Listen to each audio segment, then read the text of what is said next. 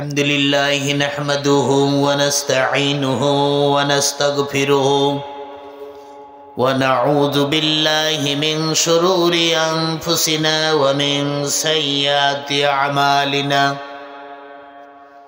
من يهده الله فلا مضل له ومن يضلله فلا هادي له ونشهد أن لا إله إلا الله وحده لا شريك له ونشهد أن سيدنا وسندنا وحبيبنا ومولانا محمدا عبده ورسوله الذي أرسله بالحق بشيرا ونذيرا وداعيا إلى الله بإذنه وسراجا منيرا فقد قال الله تعالى في كلامه المجيد وفرقانه الحميد أعوذ بالله من الشيطان الرجيم بسم الله الرحمن الرحيم زين للناس حب الشهوات من النساء والبنين وقناطير المقنطرة من الذهب والفضة والخيل المسومة والأنعام الله أكبر مسومة والأنعام والحرث ذلك متاع الحياة الدنيا والله عنده حسن المآب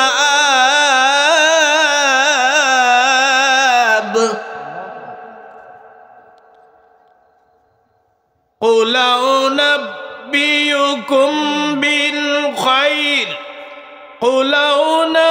أنبئكم بخير من ذلكم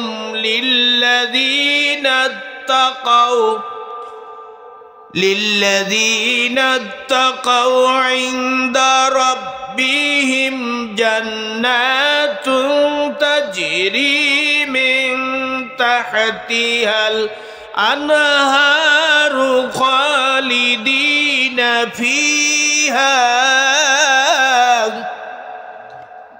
وأزواج مطهرة ورضوان من الله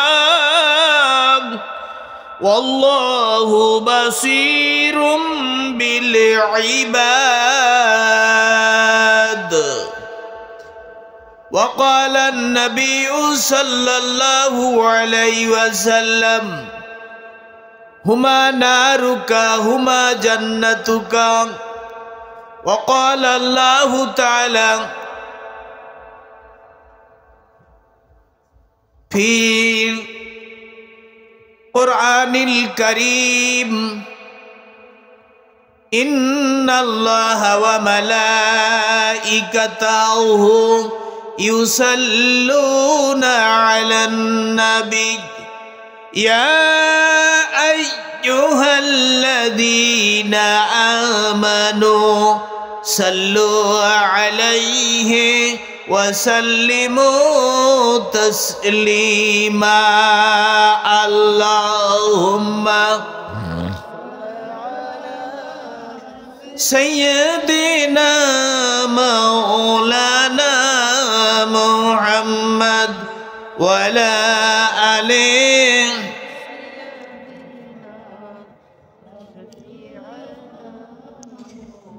হে রাসূল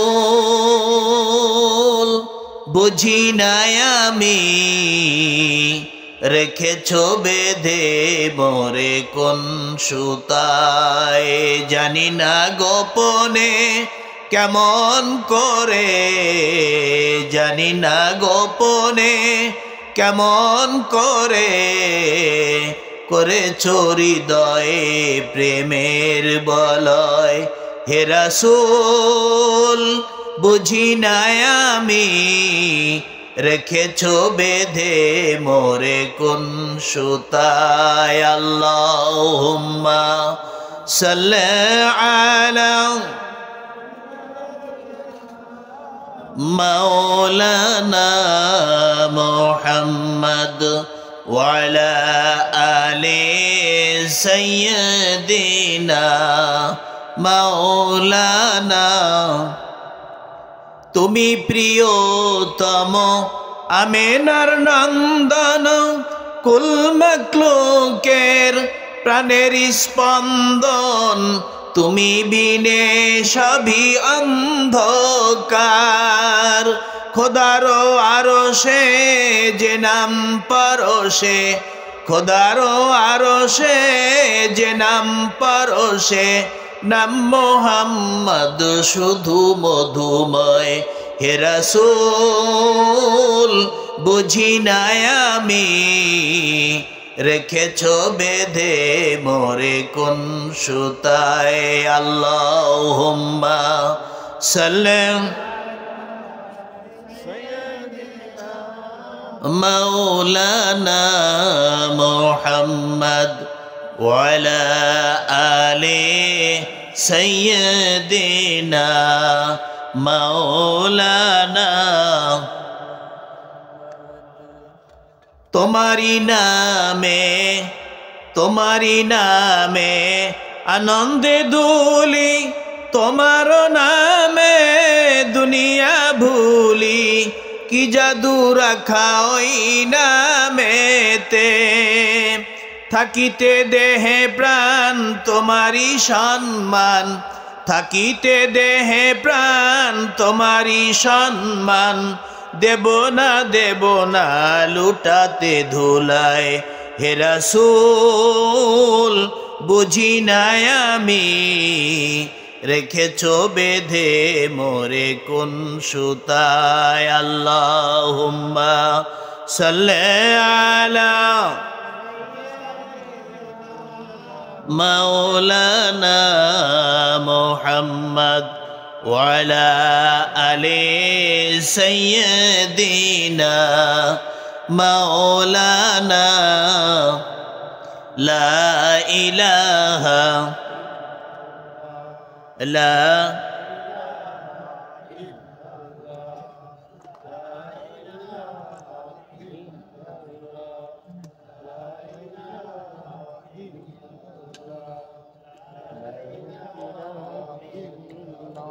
لا إله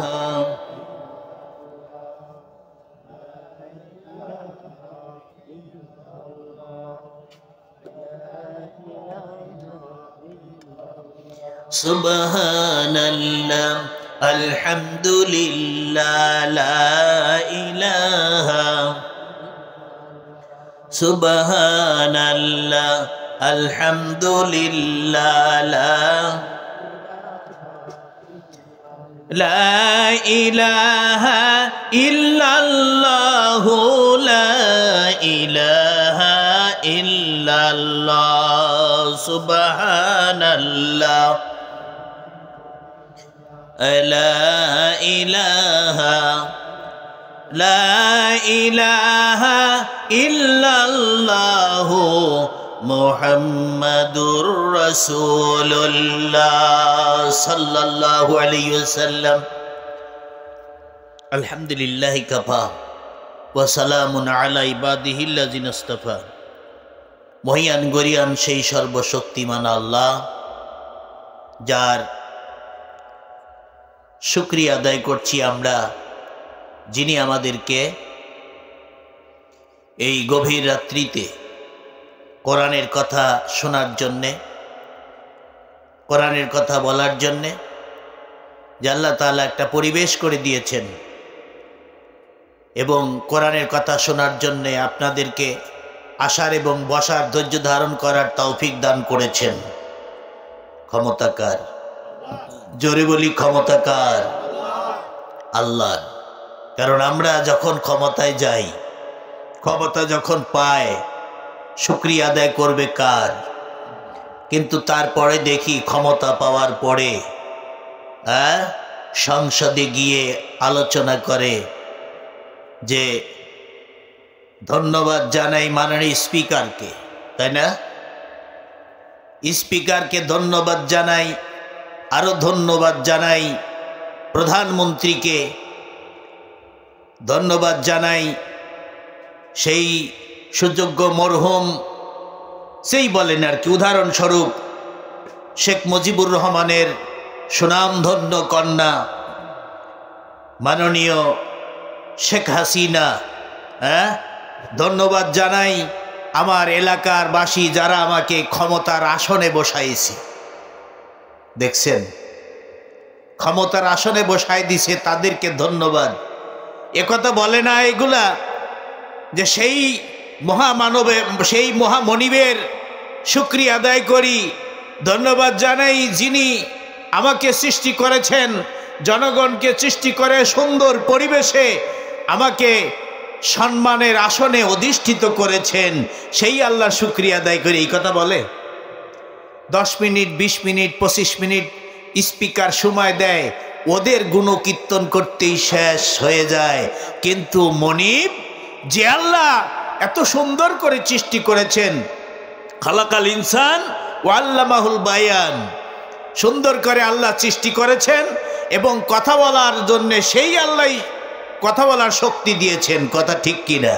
সেই আল্লাহর শুকরিয়া আদায় করলি না, সেই আল্লাহর কৃতজ্ঞতা প্রকাশ করলি না। হায়রে নরাধম, হায়রে কপাল পোড়া, আল্লাহর শুকরিয়া না আদায় করে তুই প্রধানমন্ত্রী, স্পিকার, এমপি, জনগণের শুকরিয়া আদায় করতেছিস।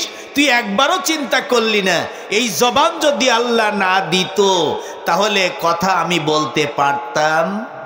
পারতাম নাকি? পারতাম না। আর আমরা আরো বলি যে সকল ক্ষমতার উৎস জনগণ, সবাই বলি নাউজুবিল্লাহ। এগুলা কি বলে না রাজনীতিবিদরা? বলে কি বলে না?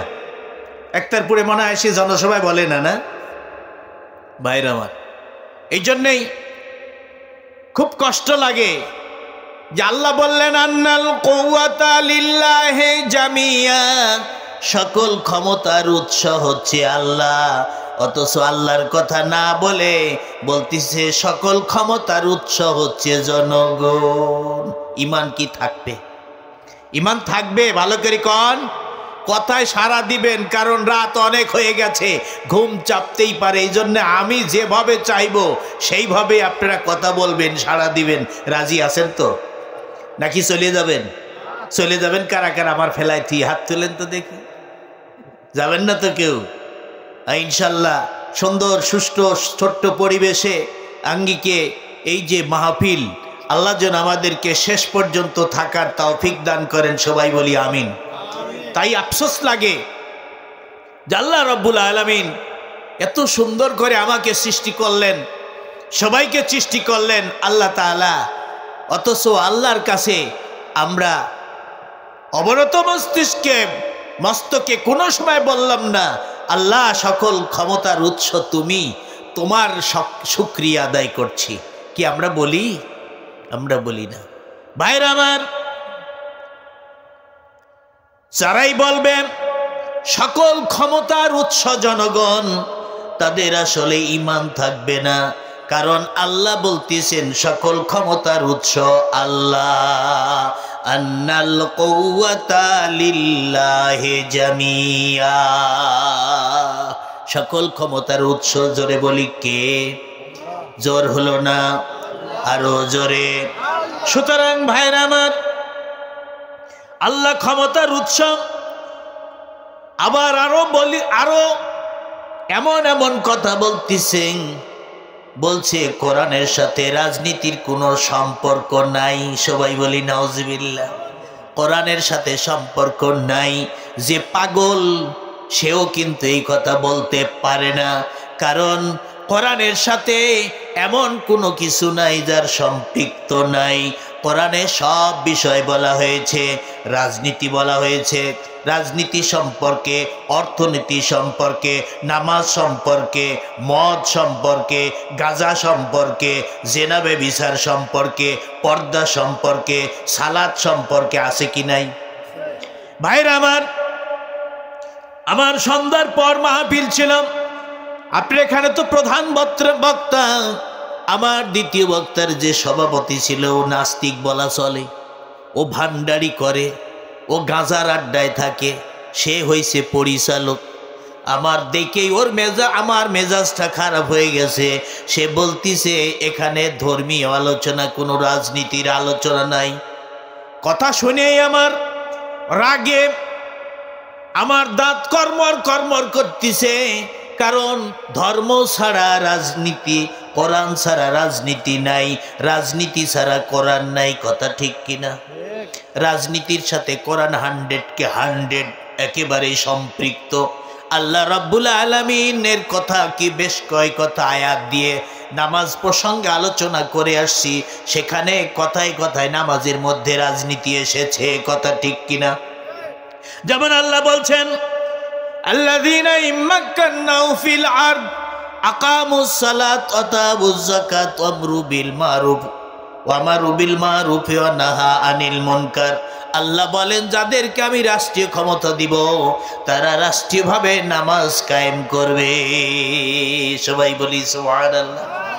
রাষ্ট্রীয়ভাবে নামাজ কায়েম করবে। রাষ্ট্রীয়ভাবে নামাজ শুধু আমরা পড়বে এটাই নয়, নামাজ রাষ্ট্রীয়ভাবে কায়েম করার কথা বলা হয়েছে। বাংলাদেশে শতকরা 92 থেকে 95 অর্থাৎ 92 থেকে 95% মুসলমান। সেই দেশে নামাজের পার্লামেন্টে নামাজের কথা আসে না, আসে কিনা? আমার দুঃখ লাগতো না এই বাংলাদেশ যদি আপনার অমুসলিম দেশ হতো, যদি আজকে ভারত হতো, ভারতে যেখানে মুসলমান হিন্দু প্রদর্শিত এলাকা যদি হতো, আমার কিছু বলার ছিল না। এদেশে যদি ইসরায়েল হতো বলতাম না, রাশিয়া যদি হতো বলতাম না, ওই সেই আমেরিকা হতো, যুক্তরাষ্ট্র হতো, আমি বলতাম না, ব্রিটেন হতে বলতাম না রাষ্ট্রীয়ভাবে নামাজ কায়েম করতে হবে। কারণ যারাই ক্ষমতায় যায় তারাই হচ্ছে অমুসলিম। কথা ঠিক কিনা? মোদি অমুসলিম, মোদিকে যদি হাজারো বলা যায় নামাজের আইন চালু করো, ও কি ক্ষমতা আছে? কারণ ও নামাজের বিরুদ্ধে। ঠিক কিনা?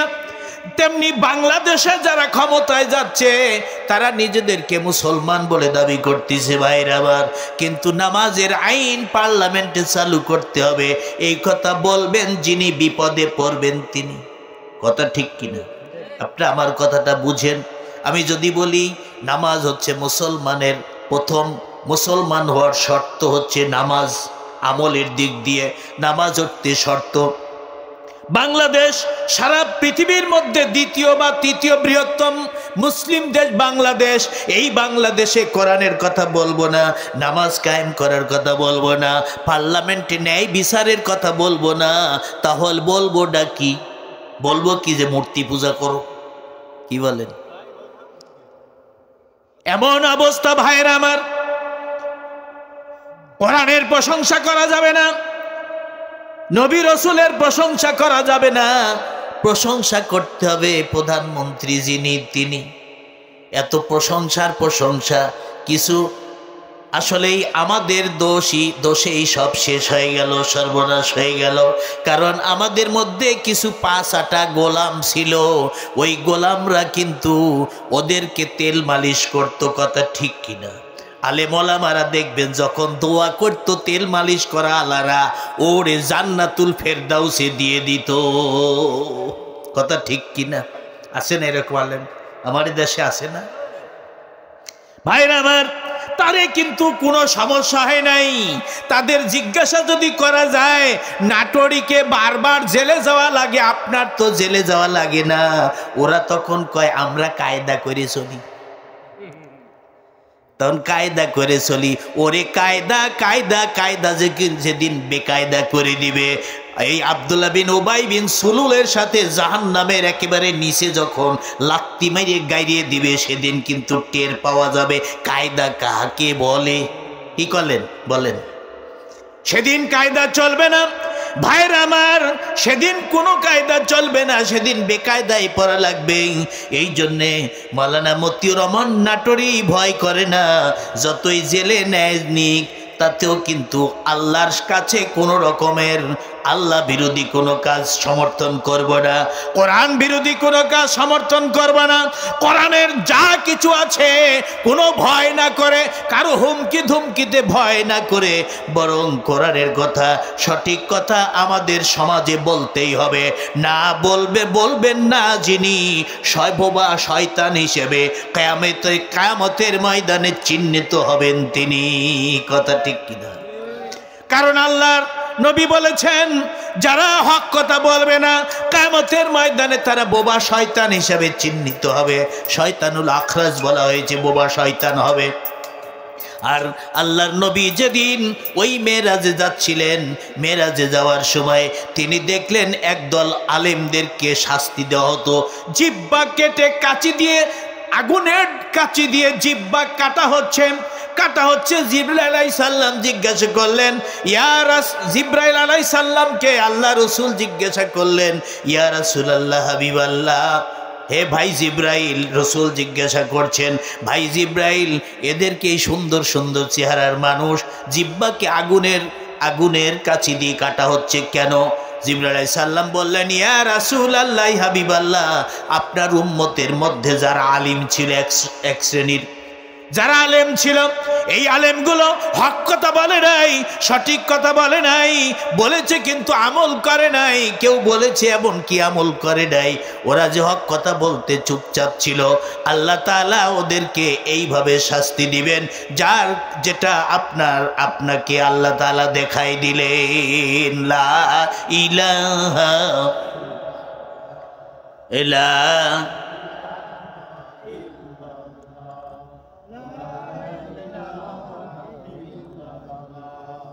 ইল্লাল্লাহ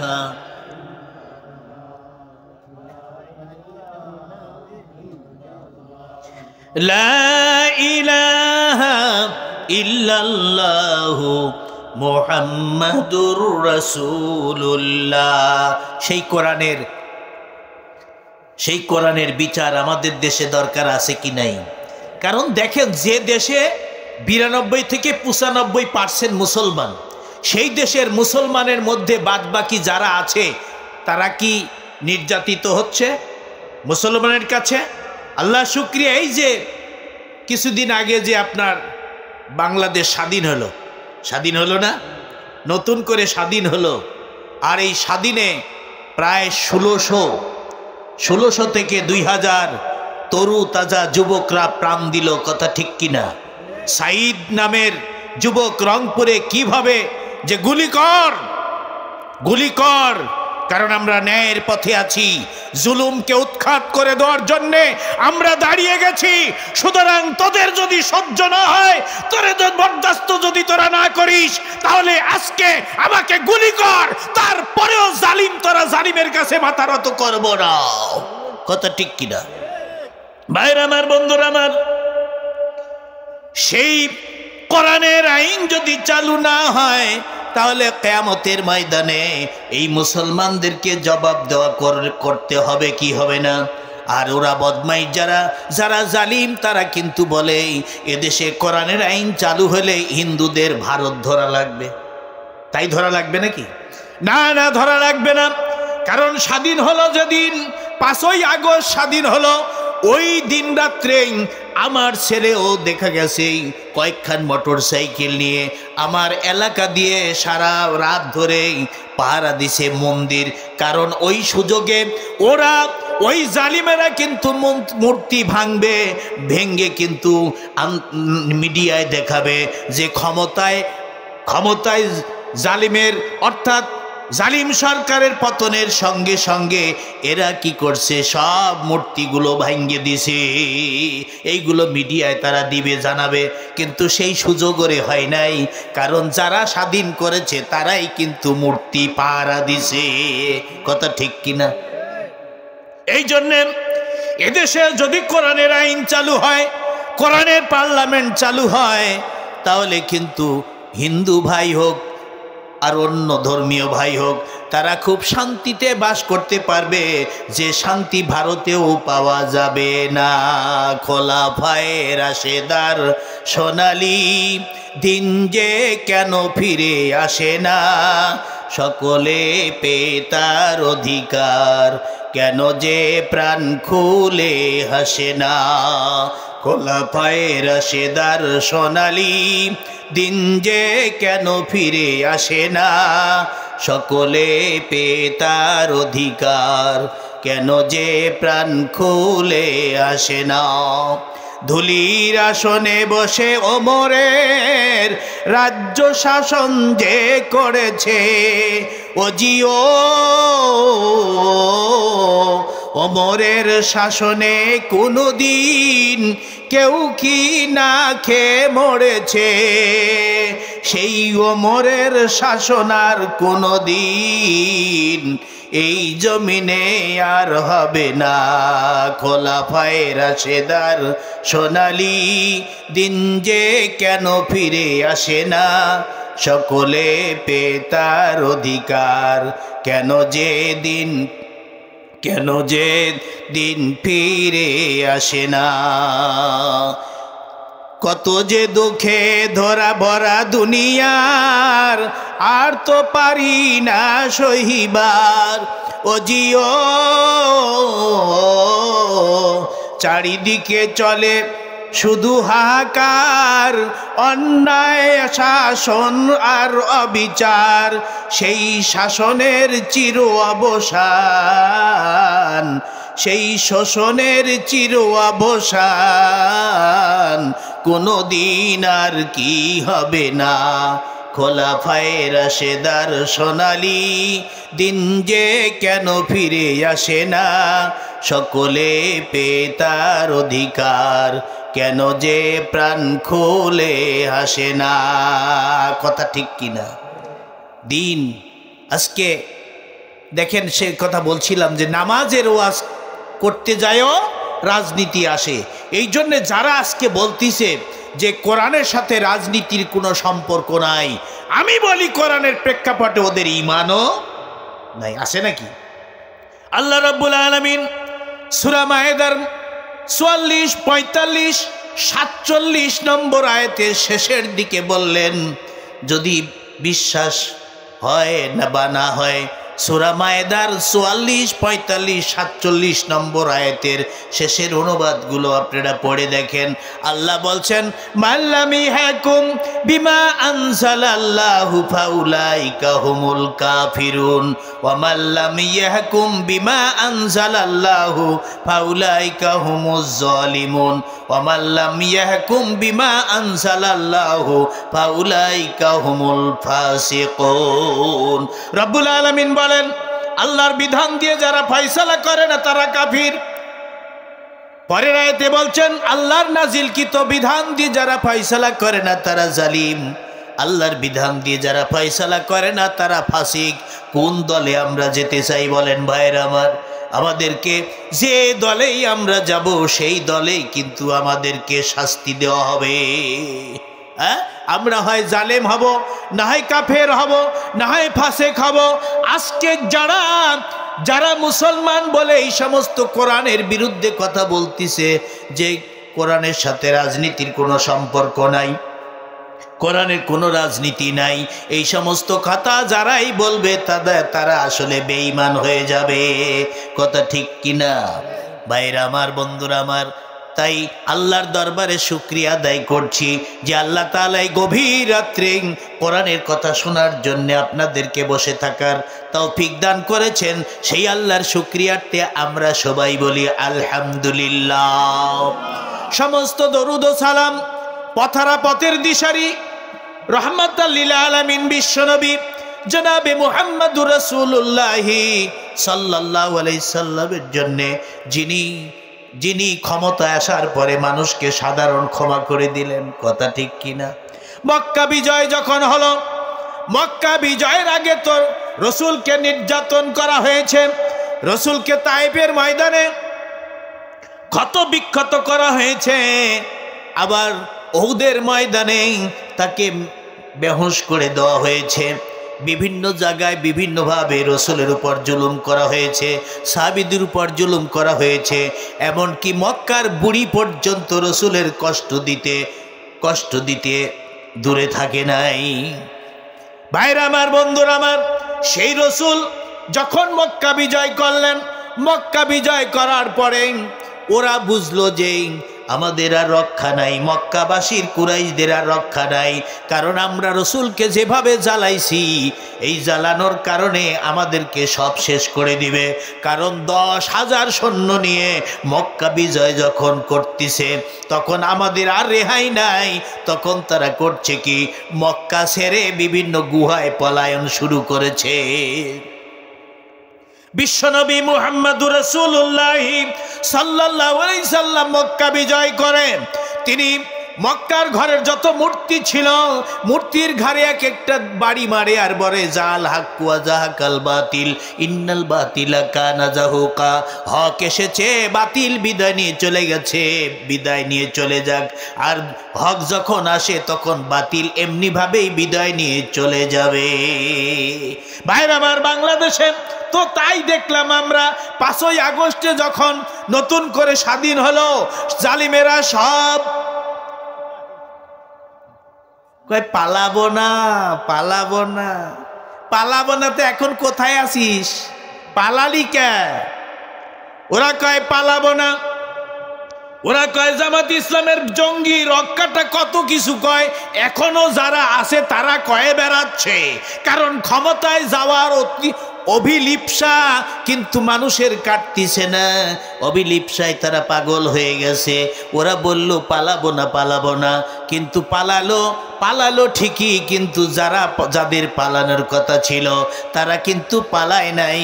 তারা যুদ্ধ করে, জিহাদ করে, আন্দোলন করে এখনো বাংলাদেশে টিকে আছে। ভাইরা আমার, এই যে গত পরশুদিন থেকে জেলা লেভেলে ইসলামী ছাত্র শিবিরের যেভাবে সমাবেশ আর মিছিল হয়েছে, ও শয়তানগুলো ভয় পেয়ে গেছে। ভয় পাইছে কি পাই নাই? দেখছেন কিভাবে মিছিল, রাজশাহী বলেন, চট্টগ্রাম বলেন, ঢাকা বলেন, সেখানে বলা হয়েছে 15 বছর পরে এই রকম মিছিল শুরু হয়েছে। 15 বছর ওরা আতঙ্কিত হয়েছে। একবার 1 ঘন্টা সময় দেওয়া হয়েছিল ঢাকাতে সময় দিয়েছিল 1 ঘন্টা মাত্র সুযোগ। আপনি হয়তো দেখছেন যে ফুল দিচ্ছে একজন পুলিশকে, পুলিশ বাধা দেয় নাই। অলিতে গলিতে খালি ইসলামী ছাত্র শিবিরের মিছিল। আমার বড় ভাই আর্মিতে চাকরি করতো, ছোটখাটো একজন অফিসার ছিল, আমাকে জিজ্ঞেস করতেছে, মতিউর রে এত শিবির কোত্থেকে আসলো? তোরে ওই দিক থেকে কুষ্টিয়া থেকে কি আইছে ঢাকাতে মিছিল করার জন্যে? আমি না ভাই না, ঢাকাতে এখন ইসলামী ছাত্র শিবির এত হয়েছে যা আপনি ভাবতেই পারবেন না। কারণ নিজেদেরকে গোপন করে, শিবিরের পরিচয় না দিয়ে এমন ভাবে তারা আন্দোলন করতেছে, আশ্চর্য হয়ে যাবেন। আশ্চর্য তো হয়ে গেছেনি, যেভাবে অলিতে গলিতে ইসলামী ছাত্র শিবিরের মিছিল শুধু 1 ঘন্টার জন্য সময় দিছে। দেখেন, এইরকম যদি সব জায়গায় প্রত্যেকটা ভার্সিটিতে যদি এরকম সুযোগ দেওয়া হতো, তাহলে দেখতেন যে শিবির বাংলাদেশে কত হয়ে গেছে। তা তো আজ থেকে 14-12 বছর আগের কথা বলতেছি। তাহলে এখন কত হয়েছে? কম হয়েছে না বেশি হয়েছে?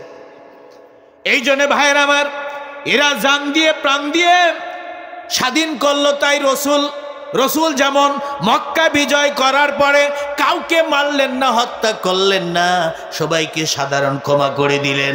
আর ওরা ভেবেছিল, প্রধানমন্ত্রী ভেবেছিল যে আমাদের পট পরিবর্তন যদি হয়, আমরা যদি পরাজয় হয়ে যাই, আমরা যদি আমাদের ক্ষমতা থেকে চলে যেতেই হয়, তাহলে এক রাত্রেই 5 লক্ষ লোক পড়ে যাবে। আওয়ামী লীগের একটাও পড়িছে কি?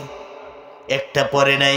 কারণ বাংলাদেশে যেভাবে জামাত ইসলাম রাজনীতি করেন, এই রাজনীতি কিন্তু রসুলের আদর্শের সাথে মিল আছে।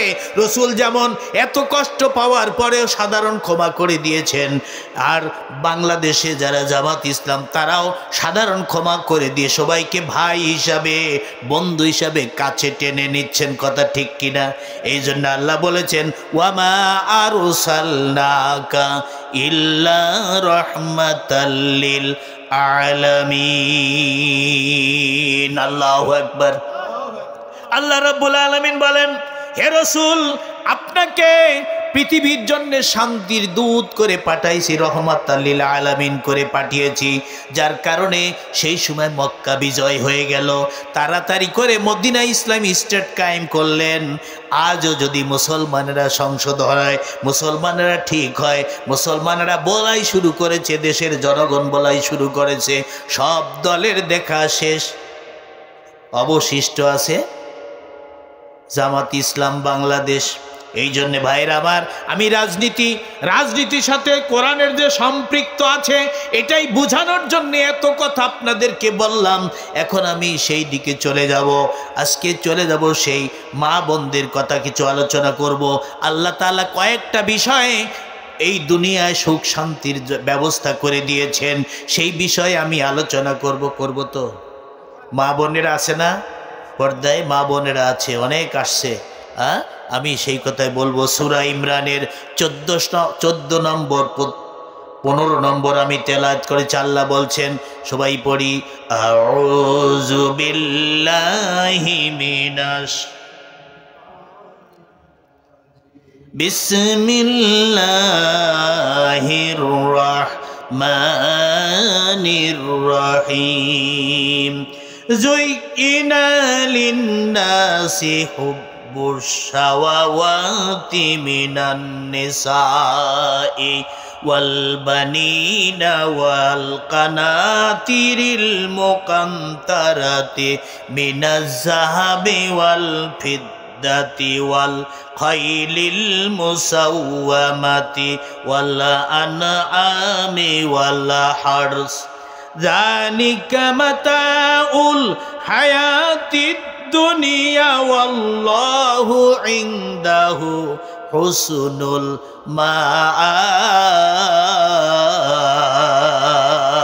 মাআব। ভাইরা আমার, আল্লাহ বলছেন, আমি মানুষের কাছে প্রিয় করে দিয়েছি, মনোমুগ্ধকর করে দিয়েছি, একেবারে আকর্ষণীয় করেছি। এক নম্বরে যেটা হচ্ছে মেয়ে মানুষ। কি মানুষ? আল্লাহ বলছেন, মেয়ে মানুষ আমি আকর্ষণীয় করেছি। মেয়ে মানুষ আকর্ষণীয় করেছে বলেই দেখবেন আজকে টিভিতে বিভিন্ন জায়গায় মেয়ে মানুষের অ্যাড বেশি, ঠিক কিনা? মেয়ে মানুষের অ্যাড বেশি, মেয়ে মানুষের খবরও বেশি, মেয়ে মানুষ খবরও বেশি পড়ে। কথা ঠিক কিনা? মেয়ে মানুষ, আল্লাহ তাআলা মেয়ে মানুষকে কিন্তু আকর্ষণীয় করেছেন। পুরুষের কাছে মেয়েরা আকর্ষণীয়। যতই আপনি বলেন যে টিচিং করবা না, মেয়েদের দিকে তাকাবা না, যেহেতু আল্লাহ বলছেন, আল্লাহ রসুল বলেছেন, আন্নাজিরু ওয়াল মুমতাজিরু কিলাহুমা ফিন্নার। তাকাইনি আলা আর দেখাইনি আলা আর দেখনেওয়ালা উভয় জাহান্নামী। অর্থাৎ নারীরা যখন যায়, শয়তান কয় যে ভালো করে তাকা, দেখ কোথায় কেমন কি আছে, তাই না? কিন্তু আল্লাহর নবী বলছেন, আন্নাজিরু ওয়াল মুমতাজিরু কিলাহুমা ফিন্নার। যে মেয়েরা দেখায় পুরুষদেরকে, সাজসুজ করে দেখায় না, সাজগুজ করে দেখায়, ওরে সাজিয়ে এমন কি পার্লারে গিয়ে সাজিয়ে দেখায়, আল্লাহর নবী বলেন, ও দায়ুসের জন্য জান্নাত হারাম। আবার ওই দায়ুসের দিকে বারবার যারা তাকাবে তারা কিন্তু জাহান্নামী হবে। আল্লাহর নবী এই জন্য বলছেন, আন্নাজিরু ওয়াল মুমতাজিরু কিলাহুমা ফিন্নার। দেখনেওয়ালা এবং দেখানেওয়ালা উভয় তারা জাহান্নামী। ভাইরা আমার, বন্ধুরা আমার, আল্লাহ রাব্বুল আলামিন সূরা নূরের মধ্যে বলছেন, কোন সূরায়?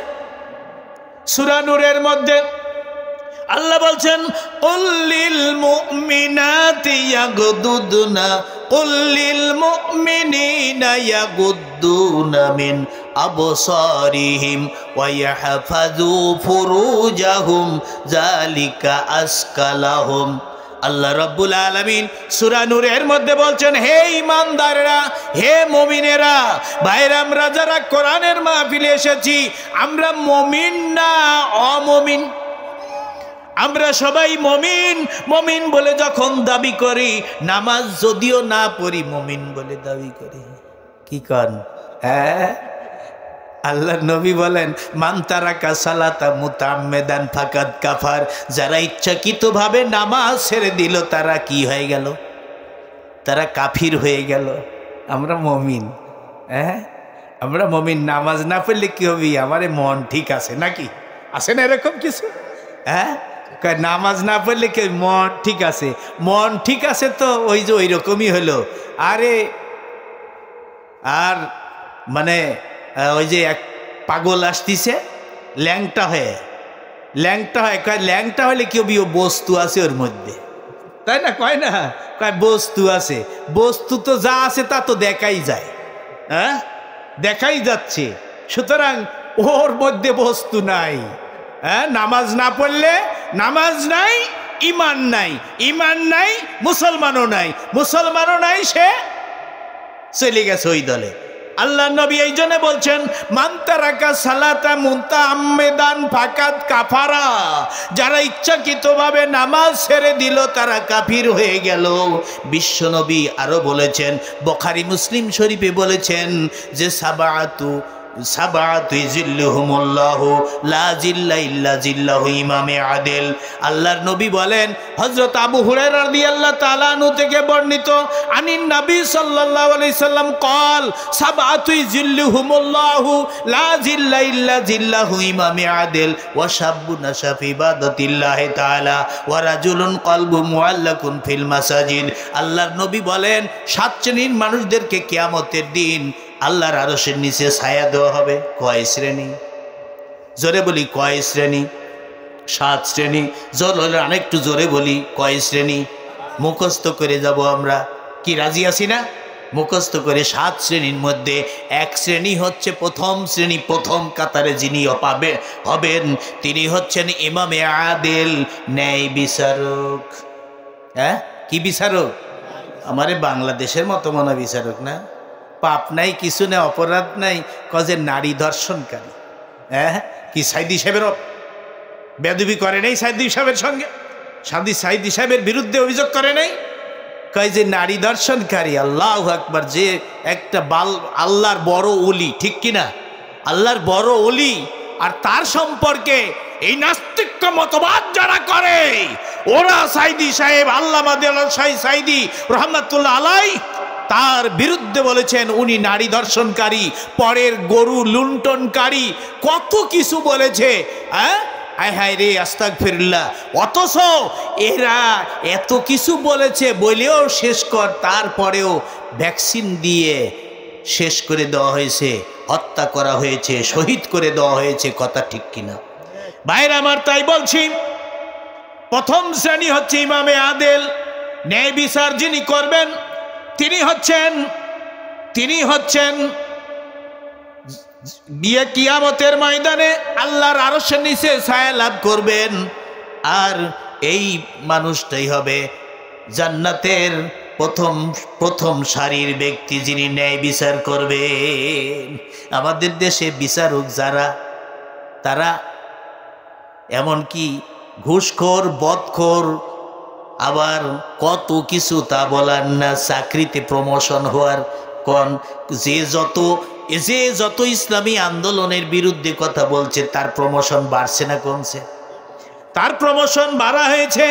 এমনকি 3 দিন আগে বিবৃতি দিছে, ওই যে পাপি আছে না, পাপিয়ার স্বামী কয় জামাত ইসলাম একটা হচ্ছে ধর্ম ব্যবসায়ী দল, ধর্ম ব্যবসায়ী, রাজনীতির নামে ধর্ম ব্যবসা করে, আবার কয় রক কাটার দল, কত কিছু বলছে। সঙ্গে সঙ্গে আমার ছেলে শুনে বলতেছে ও তো বড় বদমাইশ, কারণ ও 5-8 গোলাম, জালিমের 5-8 গোলাম, 5-8 তো বলেই ওকে ওই গত সরকার হাসিনা একটা ফ্ল্যাট ফ্রি দিছে। 5-8 গোলাম। হ্যাঁ, চিন্তা করছেন? এই যে ইসলামী আন্দোলনের বিরুদ্ধে কথা বলে। তো আমি বলছিলাম ভাই, ওই যে নামাজের কথা বলতেছিলাম, যে মুসলমান বলে দাবি করে অথচ নামাজ পড়ে না, সে আর মুসলমান থাকে না, কাফিরের দলে চলে যায়। ইমাম আজম রহমতুল্লাহ আলাইহি বলছেন, কাফির হয়ে যায় না, কাফিরের পথে রওনা হয় যে নামাজ ইচ্ছাকৃতভাবে ত্যাগ করে। ভাইরা আমার, আর 2 নম্বরে আল্লাহর নবী বলেন, ওয়াশাবুন শাফি ইবাদাতিল্লাহি তাআলা, ওই সমস্ত যুবকেরা যারা নিজেদের যৌবন আল্লাহর পথে খরচ করে, নিজেদের যৌবন আল্লাহর ইবাদতের মধ্যে দিয়ে কাটায়, এই যুবকেরা একটারপুর আছে কি নাই? আছেন এরকম যুবক? ভাইরা আমার, যুবকেরা যদি না থাকতো, এই যে বাংলাদেশ নতুন করে স্বাধীন করতে পারত? যুবকেরা চেষ্টা করেছে।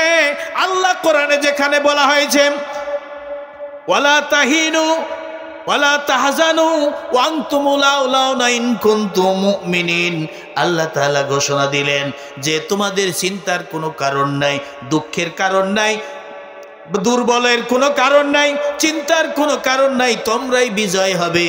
তবে শর্ত, তোমাদেরকে মুমিন হতে হবে। যে যুবকেরা 5ই আগস্টে স্বাধীন করলো, এই স্বাধীন যারা করেছে তারা, এই যুবকেরা ভালো ছিল না খারাপ ছিল? ভালো ছিল। এরা বুকের তাজা রক্ত আল্লাহর রাস্তা, আল্লাহর জমিনে দিয়ে জালিমের উৎখাত করেছে। এজন্যে 1 নম্বরে তারাই হচ্ছে জান্নাতি। লা ইলাহা ইলাহা লা ইলাহা ইল্লাল্লাহু মুহাম্মাদুর রাসূলুল্লাহ। ভাইরা আমার, বন্ধুরা আমার, কষ্ট পাচ্ছেন? জুয়িনা লিন্নাস, আল্লাহ বললেন মানুষের কাছে আমি আকর্ষণীয় করেছি 1 নম্বরে মেয়ে মানুষ আকর্ষণীয় করেছি। মেয়ে মানুষের দিকে তাকানো যাবে না। কয় যে মন ভালো থাকলে সব ভালো। মন ভালো, যার মধ্যে একটু সেক্সুয়ালি ক্ষমতা আছে, সে মেয়েদের দিকে বারবার তাকায় নামে কি মন ভালো হয় না খারাপ হয়? হ্যাঁ, আমি এই যে যখন গার্লসের ওখানে, গার্লস মসজিদের ওখানে যখন ইমামতি করতাম, সকালবেলা মর্নিং ক্লাস মেয়েরা যখন আসতো, কিছু বুড়ো, আবার বুড়োরও বেজার হয় না, কিছু বুড়ো আছে মোড়ে আবার হা করে তাকায় থাকে। মেয়েরা যাতায়াত করে, স্কুলে যায়, ছোঁড়ারা তো আসেই, ব্রাশ করতে করতে রাস্তায় ব্রাশ করবে, ঘরে বাড়ির প্রতি করবে না, ও রাস্তায় আসে ব্রাশ করে। আমি আবার একটু রসিকতার, ও যুবকেরা, তোমার কি ঘরে জায়গা থাকে না, রাস্তায় সে ব্রাশ করো, তার কারণ কি আমি বুঝি না। আবার কিছু বুড়ো আছে, বুড়ারে বলতাম, ও বুড়া, তোমারে কি এখনো নিকে করতে মন চায় যে তোমরা আবার ফেল করে তাকায় থাকো ওই যুবতীর দিকে? কি লজ্জা পায় কি পায় না? করবি কি? আমি ইমাম, আবার বলবে কি? তেরি বেরি করলে গেলাম চলে, 20 বছর পুজলো, চলে গেলাম। ভাইরা আমার, এই জন্যেই আল্লাহ রসুল বলেছেন, আর নাজিরু আল মুনতাজিরু কেলাহুমা ফিন্নার, দেখানেওয়ালা দেখনেওয়ালা উভয় জাহান্নামী। ও মায়েরা, আপনারা একটু খেয়াল করেন, আল্লাহর নবী আল্লাহ তাআলা বললেন সূরা নূরের মধ্যে, কুল্লিল মুমিনাতি ইয়াগদুদনা মিন আবসারিহিন্না ওয়া ইয়াহফাজনা ফুরুজাহুন্না ওয়ালা ইয়াবদিনা জিনাতাহুন্না ইল্লা মা যাহারা। কার কথা বলছি? আল্লাহর কথা। কার কথা? জোরে বলেন। আল্লাহর কথা। সূরা নূরের মধ্যে কথা বলবেন না, কথা বললে ডিস্টার্ব হয়ে আসবেন না। কোরআনের দিকে আমি কোরআনের কথা বলছি। যত হরফ শুনবেন, পার হরফে কয়টা নেকি? 10টা নেকি। এই জন্য যদি এর মধ্যে যদি হাসেন বা কথা বলেন, আপনার খেয়াল যাবে না। যেহেতু আল্লাহ বলছেন, ইজা কুরিয়াল কোরআনু ফাস্তামিউ আনসিতু লাআল্লাকুম তুরহামুন। আল্লাহ তাআলা বলছেন, যখন কোরআন তেলাওয়াত করা হয়, কোরআনের ওয়াজ করা হয়, কোরআন তেলাওয়াত করে করে শোনানো হয়, তখন তোমরা কি করবে? চুপ থেকে শুনবে। চুপ থেকে শুনলে তোমাদের কি হবে? তোমাদের বরকত হবে। বরকত কত? লাআল্লাকুম তুরহামুন, তোমরা রহমত প্রাপ্ত হবে। আল্লাহ তাআলা তোমাদের প্রতি রহম করবেন, দয়া করবেন। সবাই বলি সুবহানাল্লাহ। সুতরাং আমাদের লাভ না ক্ষতি? কোরআনের কথা শুনিয়া লাভ আছে। পার হরূপে একদিকে 10টা নেকি। আর যদি আমরা আমল করতে পারি ভাইয়ের আমার, আমরা রহমত লাভ করতে পারবো, আল্লাহর দয়া লাভ করতে পারবো, আমাদের চরিত্র সুন্দর করতে পারবো, আমরা বিবিদের সাথে ভালো ব্যবহার করব, ছেলে মেয়েদের সাথে ভালো ব্যবহার করব, ছেলে মেয়েদেরকে ভালো পথে চালাবো। সামনে আসছে কথাগুলো বলবো ইনশাআল্লাহ। আপনাদের কাছে এই খেদমত করার জন্য এসেছি। আমি তো আসলে ওই কন্ট্যাক্ট করে ওয়াজ করতে আসি না। কি কন্ট্যাক্ট করে আসি আমরা? কন্ট্যাক্ট করে আসি নাই ভাইরা। আমাদের কাজ ইসলামী দল যখন করি, আমাদের কাজ কত প্রোগ্রাম করি। আমি নিজেও প্রোগ্রাম করি বিনে পয়সায়, বিনে পয়সায় সকালে সন্ধ্যায় বিভিন্ন রকমের প্রোগ্রাম করি। আর ওয়াজ মাহফিলে আল্লাহর ওয়াস্তে খুশি করে যারা যে দেয় সেটাই আলহামদুলিল্লাহ। আলহামদুলিল্লাহ জোর করে বলি না যে আমাকে 50 দেওয়া লাগবে, আমাকে 20-25 দেওয়া লাগবে। আমি দূরে গেলে প্রাইভেট নিয়ে যাই, প্রাইভেট নিয়ে আমি শুধু বলি যে প্রাইভেট আমি নিয়ে আসছি, প্রাইভেট ভাড়া এই, এরপরে আপনারা খুশি করে যাবেন। এটাই তো দায়ী আল্লাহ, আল্লাহর পথে দায়ী যারা হবে, যারা দাওয়াত দিবে, এটাই কাজ হবে। কিন্তু ওই 50 আমাকে দিতে হবে, 1 পয়সা কম হলে হবে না। এরকম জায়েজ ইসলামে জায়েজ আছে নাই? কিন্তু তারপরে ওরা ভাইরাল হয়ে গেছে তো ওদের ওয়াজ বেশি, এক এক দিন দিনে 2-3টে করে। কথা ঠিক কি না? টাকা দিবি তারপরে ওইগুলাই আনবি। আনা তা আমি আনতে নিষেধ করছি না, নিয়ে আসবেন, কিন্তু এই যে কন্ট্যাক্ট করাটা আসলে শরীয়ত সম্মত নয়। আমাদের জেলা আমিরও বলছে, জেলা আমির মাওলানা আবুল হাশেম সাহেব তিনি বলছেন, আমির হামজা পাশে বলছেন এই কন্ট্যাক্ট করে ওয়াজ করা যাবে না।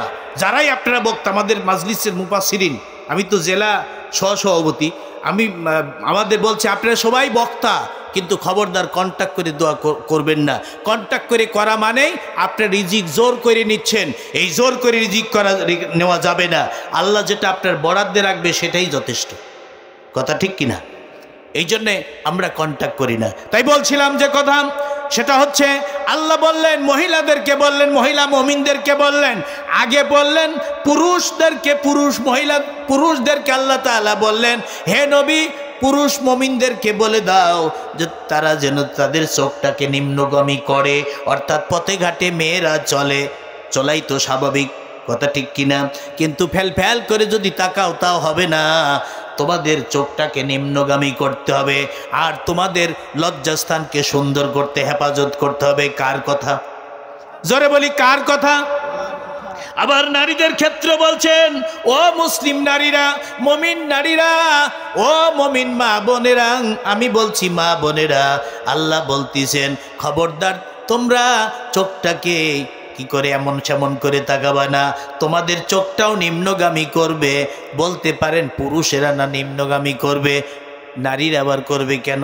কারণ পুরুষেরও মন আছে, নারীদেরও মন আছে, ওদেরও চোখটাকে নিম্নগামী করবে। শুধু তাই নয়, আল্লাহ বলছেন যে তোমরা কি করো হে মুমিন নারী, তোমরা কুল্লিল মুমিনাতি ইয়াগদুদনা মিন আবসারিহিন্না, তারা যেন তাদের চোখটাকে নিম্নগামী করে, ওয়ালা ইয়াবদিনা জিনাতাহুন্না, আকর্ষণী যেখানে আকর্ষণীয় অঙ্গ প্রত্যঙ্গ, কিন্তু খবরদার চিহ্ন যেন ঠিক পাওয়া না যায়। আকর্ষণীয় অঙ্গ প্রত্যঙ্গ ভালো করে, ওয়ালা ইয়াবদিনা জিনাতাহুন্না, আকর্ষণীয় খবরদার অঙ্গ প্রত্যঙ্গ বের করবে না।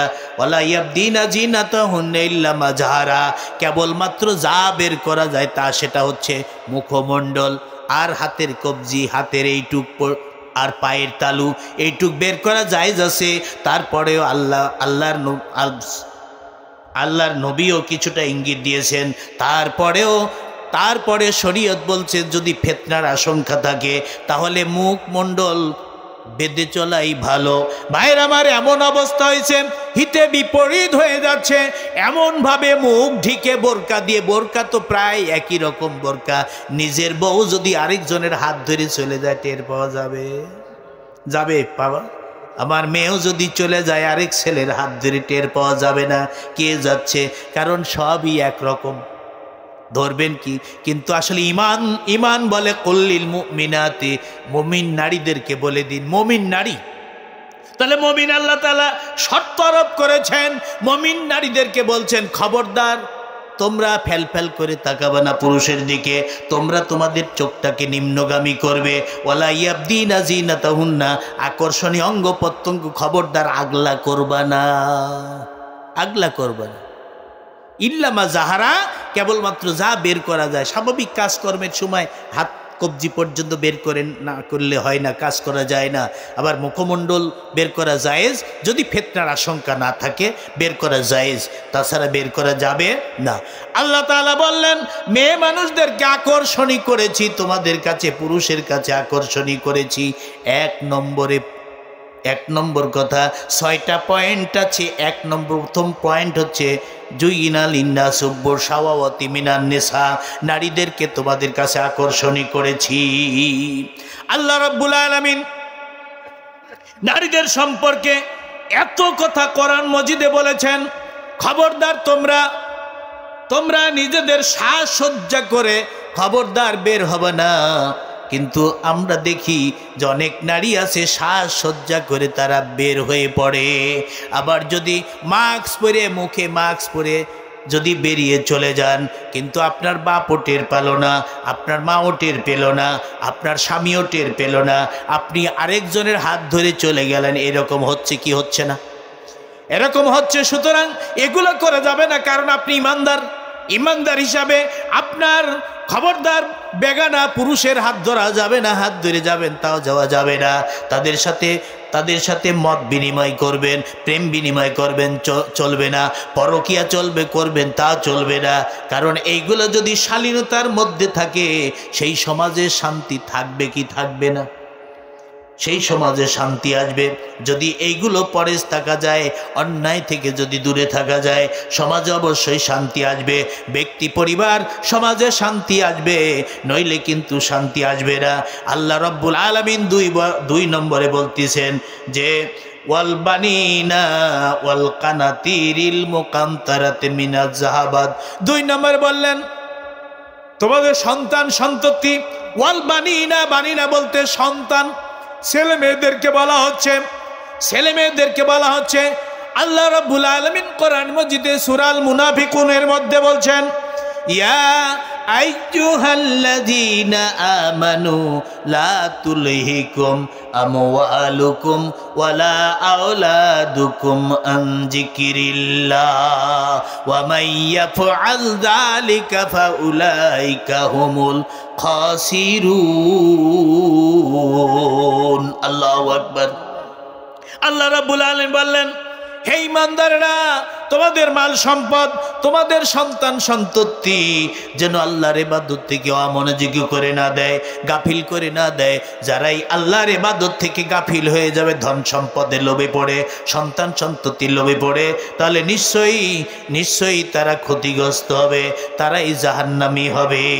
ভাইরা আমার, আল্লাহ বলছেন ওয়াল বানিনা ওয়া কানাতিরিল মুকান্তারাতি মিনাজ যাহাব ওয়াল ফিদ্দাত, টাকা পয়সা, অর্থ সম্পদ, আবার সন্তান সন্ততি যেন তোমাদেরকে আল্লাহর ইবাদত থেকে গাফিল করে না দেয়। কার কথা? আল্লাহর কথা। সন্তান সন্ততি, আল্লাহর নবী বলেন তোমার সন্তানের যখন বয়স 7 বছর হয়, কয় বছর হয় বলেন? 7 বছর যখন হয় তখন মুরু আওলাদুকুম ইলা সাবআ সিনিন, সন্তানের বয়স যখন 7 বছর হয় তখন তাদেরকে নামাজের ট্রেনিং দাও। কিসের ট্রেনিং? নামাজের ট্রেনিং দাও। জিকির করি লা ইলাহা